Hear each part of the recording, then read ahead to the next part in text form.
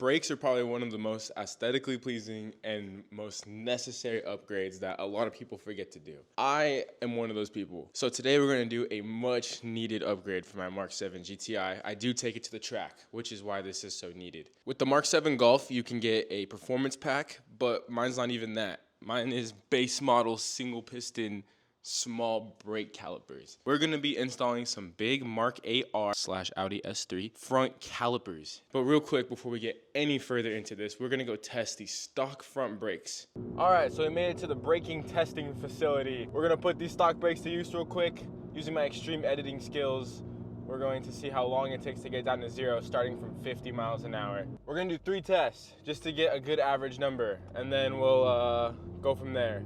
3, 2, 1, 0. All right, that was pretty good. 3, 2, 1, go. All right. I'm sure my transmission hates this, dude. All right, last one from 50. 3, 2, 1. Oop. Alrighty. I don't know what our number is gonna be. I'm sure it'll be on screen right now. And let's see if these new brakes can beat that. Now that these brakes are all nice and hot, let's go work on them. So now that we got our stock brake numbers, we're gonna go over a little more details with this. So like I said in the beginning, we're switching to a dual piston front caliper setup now instead of a single piston. My stock rotors are 312 millimeters, while these are 355 millimeters. So not only are we gonna have more surface for our pads to grab, also just helps with heat, you know? Heat's your biggest enemy whenever you're on the track with your brakes, of course. Now I'm not using any special pads on this go around because I'm just using stock ones that came with this kit that I bought. Kit as in like I just found it on Marketplace for 500 bucks. So.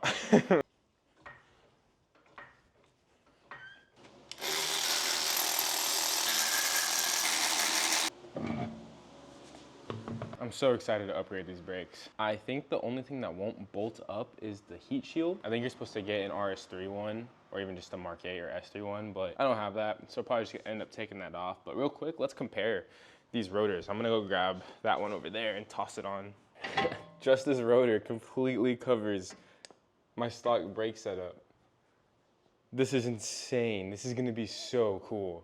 I'm gonna laugh at all of you guys with your puny stock brakes now with my big 2-piston brakes. So for this driver side, this isn't the factory hardware for these slide pins. I may or may not have accidentally broken them a couple years ago, like actually like broken them off because I was going the wrong way. You know, everyone has a learning experience, okay? Don't judge me. Whew, these are still a little toasty from our braking test earlier. Oh yeah. They still had a little more life on them.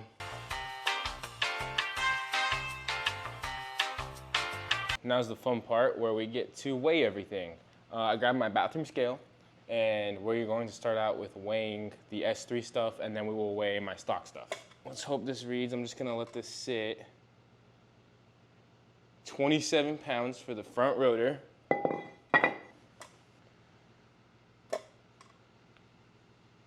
That is not enough weight. All right, 18.9 for this. All right, and then my non-performance pack, front rotor, 18.3. My front rotor weighs as much as the caliper setup. I'm not taking the brake line off just yet because I'm gonna do that whenever I have the other brakes already on here, just so I don't lose a lot of fluid. And to make it fair, I did take off the brake pads.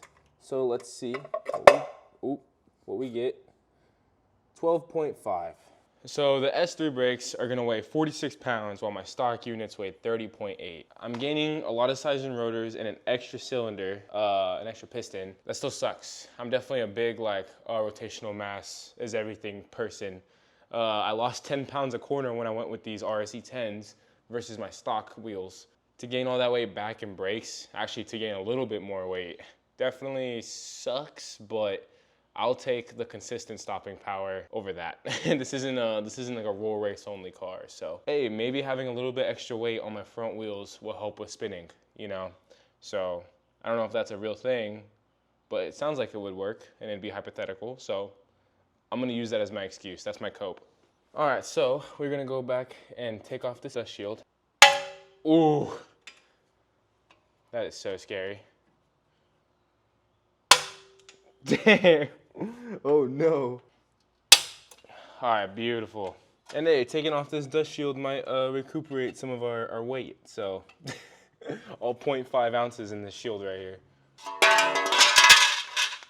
That was so loud. So yeah, something people do is they do the RS3 dust shield, and then you can get the RS3 brake ducts.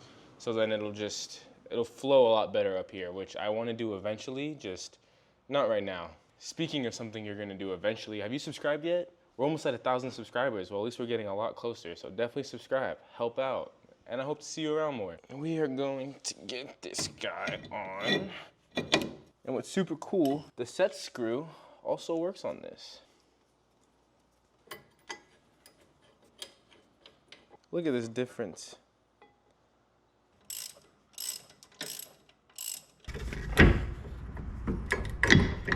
In this new speed kit, they have little caps. So I could take this line off and then I can cap this off. That's really sick. Dang, go new speed, bro. Big W. And this thing broke beautifully. I've never had such an easy brake line.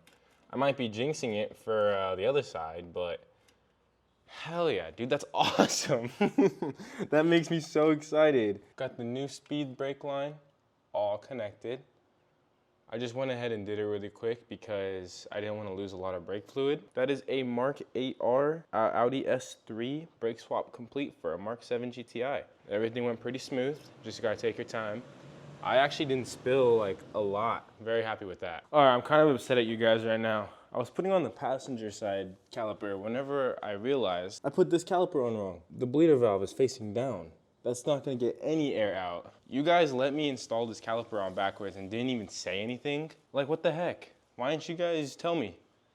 And so now I had to go back and change this. But since I'll be nice, I'll make sure to remind you guys, don't have this facing down. It'll ruin your day. Your brakes will not bleed. Whew. This is awesome. All right, I also did my oil change. We got the brakes bled, Pi helped me.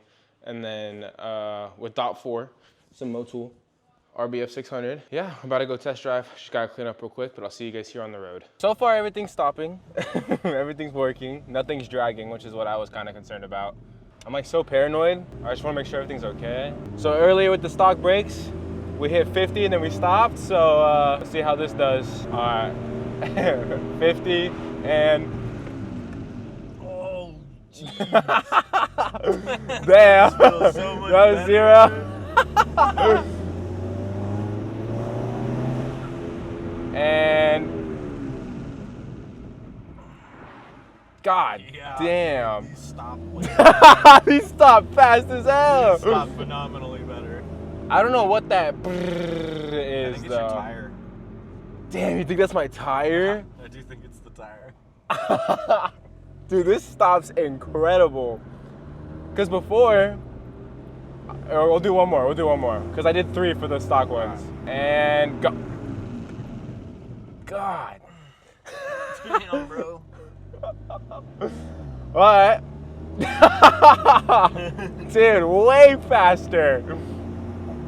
Like, yeah, is your pedal staying solid? It's not like sinking. Yeah, everything still feels solid. That's good. What is that? Unless whatever it is, it's nothing serious. I mean, the rotors are drilled. Yeah, whatever it is. So it could be here in the air. It doesn't sound bad. Yeah. Yeah, dude, those brakes feel great. Yeah, I'm quite happy with it. I don't know, I can't really like fully feel it like in the wheels, like in the front. Like, yeah, it's not too bad. It's still just as nimble. So I mean, that's probably not something I would feel that much anyways. These bitches bite. Okay. All right, that's successful. Yep. That's dope. That's dope. This is great. Yeah. You can tell because it has so much more brake force. Like when you initially start, you get that hard brake, but then it just continues and almost progressively gets harder. Yeah. Like you're just being thrown more and more into the stop.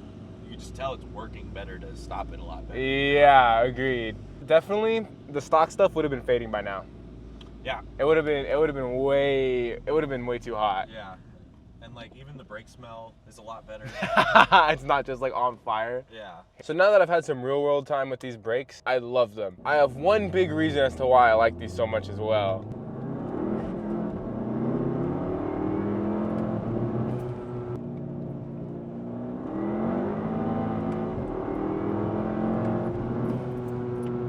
Now, I don't know if you guys caught it, but I spin significantly less with these brakes. The rotor being like 10 pounds heavier than my stock unit probably helps because that's rotational mass. I know it spun a little bit on the top of second, but whenever I shift, I will usually spin in the low end a little bit on third. This is on full E85 right now, by the way. But I love it. I've been able to rip it and it spins so much less.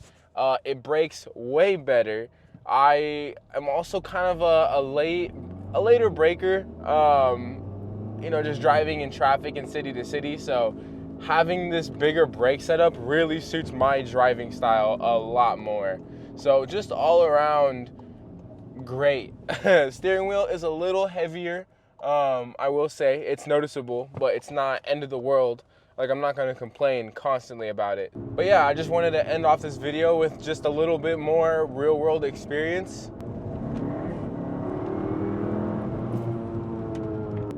Look at this, 44.